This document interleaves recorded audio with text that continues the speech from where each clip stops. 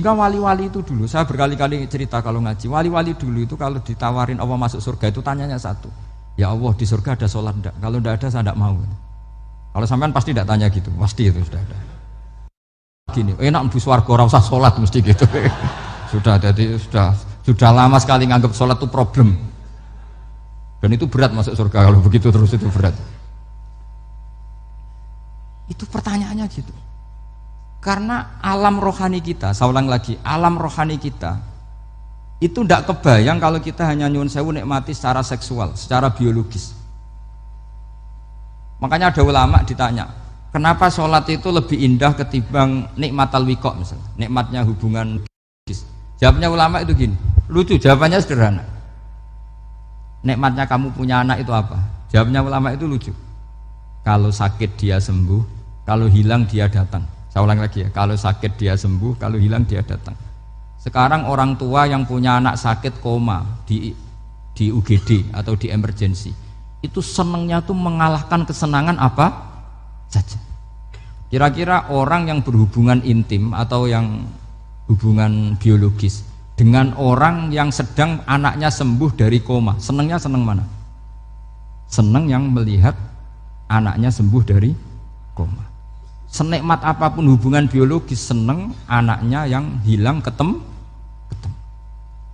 Nah, kalau anak ketemu saja orang seseneng itu, apalagi kita di surga, ketemu zat yang lama kita sembah, yang lama kita rindukan, yang lama kita rindu, kemudian ketemu di surga, maka tidak ada artinya surga tanpa melihat Allah Subhanahu wa Ta'ala. Memang harus dijelaskan secara rohani. Akhirnya orang ngerti bahwa nikmat tertinggi di surga adalah melihat Allah Subhanahu wa Ta'ala.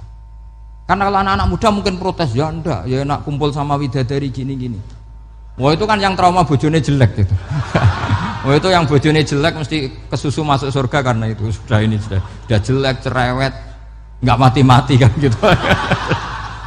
Terus dia ingin masuk surga mesti niate welek, mesti pikiran pertama itu kumpul widadari. Tapi ada ulama yang bikin analogi tadi, misalnya istri kamu cantik, kemudian anak kamu sakit, koma. Hubungan dengan istri sama dengar berita anak kamu sembuh, seneng mana? Seneng anak sembuh. Sama anak yang hilang, seneng mana? Anak yang hilang ketemu. Maka terus ulama bisa menjelaskan itu. Kalau orang ketemu anaknya seseneng itu, apalagi ini ketemu Tuhannya yang bertahun-tahun disembah, kemudian tidak pernah melihat. Di surga itu nanti kita melihat Allah Subhanahu. Makanya Allah begitu bangganya mempromosikan surga. Surga itu apa? Surga itu wujuhu yauma idzin nadhirah ila rabbiha nadhirah, yaitu wajah-wajah berseri-seri dan melihat Allah. Itu tanpa dijelaskan seperti ini Anda akan janggal, enaknya di mana? Tapi setelah dijelaskan detail gini oleh ulama, maka kita akan tahu an-ni'matul uzma sing enggak ada perbandingannya adalah nikmat masuk apa? Surga karena melihat Allah Subhanahu wa Ta'ala. Ya jadi saya berkali-kali pokoknya minta sekali, hadil umat harus umat yang rasional, terutama dalam mengemban tauhid. Karena tauhid ini yang disebut kalimah. Sampai Allah mengistilahkan kepada Nabi Ibrahim itu waja'alaha kalimatam baqiyatan fi aqibih. Kalimat tauhid adalah kalimat yang akan abadi di anak cucunya Nabi Ibrahim. Baik anak cucu yang karena gen mau anak cucu yang karena sebab, yaitu santri dengan kiai. Dan itu caranya gimana? Umat Islam jangan berhenti belajar mantek. Makanya di MGS, di Qudsiyah, di TBS semua pondok pasti ngajarkan mantek, di Bendan, ilmu logika. Itu tadi, kalau kamu tidak bisa menemukan tauhid dengan cara tadi, dengan cara al-alam mutaghayyir wa kullu mutaghayyir hadis la budda min bukhtis, paling tidak pakai ilmu yang dilakukan Rasulullah SAW. Itu masyhur, itu saya sering cerita di mana-mana. Ada orang namanya Jubair bin Mut'im, Muhammad bin Jubair bin Mut'im. Itu dulu dia kafir.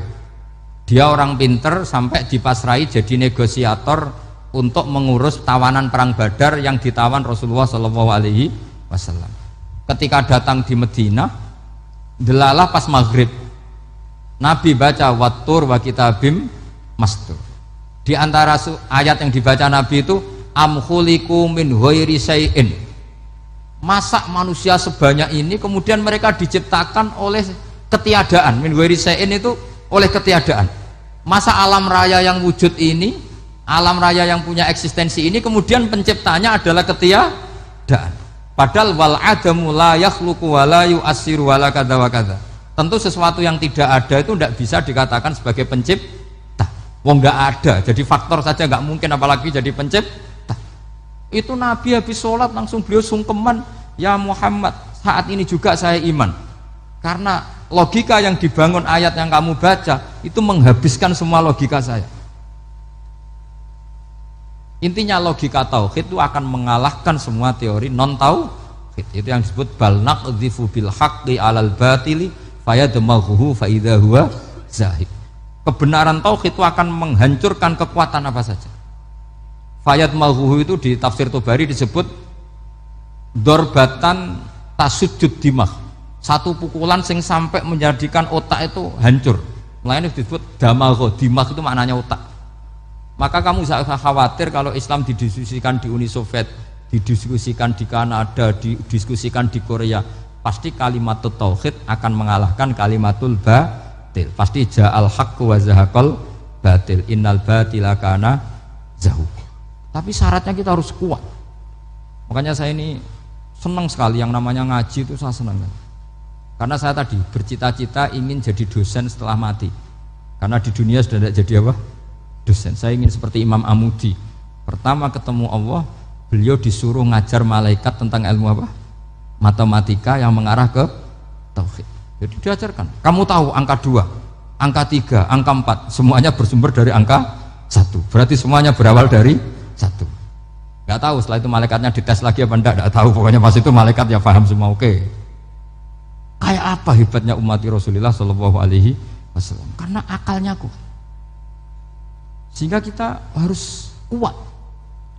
Sehingga kalimat yang benar disebut kalimatu haqqin 'alaiha nahya wa 'alaiha. Nah, kalimat yang salah disebut kaburat kalimatan takhruju min afwahim. Kalimat menjadi kalimat karena diucapkan, tapi tidak menunjuk hakikat. Kayak ini misalnya, ini tutup, ini putih, terus saya katakan hitam, berarti saya mengatakan ini hitam sebagai kata-kata karena diucapkan, tapi tidak pernah menjadi hakikat karena hakikatnya ini putih. Itu hebatnya Quran. Makanya Quran kalau gojlek orang kafir itu, gojlek orang kafir itu sebut apa? Kaburat kalimatan takhruju min afwahim. Tapi untuk kalimat tauhid dikatakan apa? Yusabbitu wal ladzina amanu bil qaulits tsabit fil hayatid dunya wa fil akhirah. Sebagian disebutkan wa ja'alaha kalimatam baqiyah.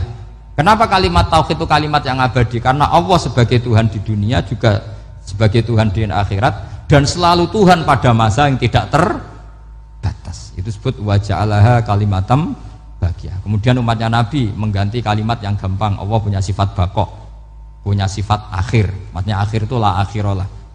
Terus semuanya yang paham ya alhamdulillah, yang enggak paham dikon ngapal wujud kidam baqo mukhalafatul hawadisi qiyamuhu binafsi wahdaniyat kudrat irada. Wes paham. Langkok sing rada alim terus roh bedane iki sifat ma'ani iki maknawiyah. Cara Mu'tazilah ngene, cara Ahli Sunnah ngene. Wah itu sudah kejlimetan bocah. Sementing pokoknya wujud hitam. Nah, kenapa pertama yang disebut wujud? Karena yang membedakan kita dengan paham ateisme itu ya sifat wujud. Yaitu mereka mengatakan alam raya ini dimulai dari ketiadaan. Wah itu akal mana saja itu nggak bisa nerima, masa ketiadaan menciptakan sesuatu yang ada. Maka kata Ibnu Hajar al-Asqalani ketika mentafsirkan mensarai hadis salasun mangkunna fihi wajata halawatal iman. 3 hal ini kalau kamu faham maka menemukan manisnya iman. Manis itu enak. Terus kata Ibnu Hajar al-Asqalani, masih ingat betul dalam sarahnya Fathul Bari, wa yusamma inda ahlil aql, misalnya al-iltizat al-aqli. Agama ini mengajarkan kenyamanan cara berpikir. Coba kalau sampean seorang doktor atau seorang profesor atau seorang pinter, kemudian kamu dipaksa mengimani bahwa alam ini diciptakan oleh ketiadaan, itu bisa tidur gak? Oh tidak bisa tidur. Sampean misalnya orang pinter dididik di kampus atau dididik di pondok, alam ini yang wujud, yang menciptakan itu sesuatu yang tidak wujud, kamu bisa tidur gak kira-kira? Ini guru apa? Ini sarap ini. Mosok hadil maujudat khalaqahal adam, sesuatu yang wujud diciptakan ketiadaan. Tapi agama ini membawa sesuatu yang menyenangkan untuk akal, yaitu hadhil maujudat khalaqaha wajibul wujud. Maujudat yang wujud ini diciptakan super maujud, yaitu oleh bahasa pondok disebut wajibul wujud. Kan terus seneng, wajar dong kalau sesuatu yang ada diciptakan oleh yang ada. Nah tentu ada pencipta, terus ada super, disebut wajibul wujud. Kan terus enak. Nah, itu kata Ibnu Hajar al Asqalani disebut wajadah halawatal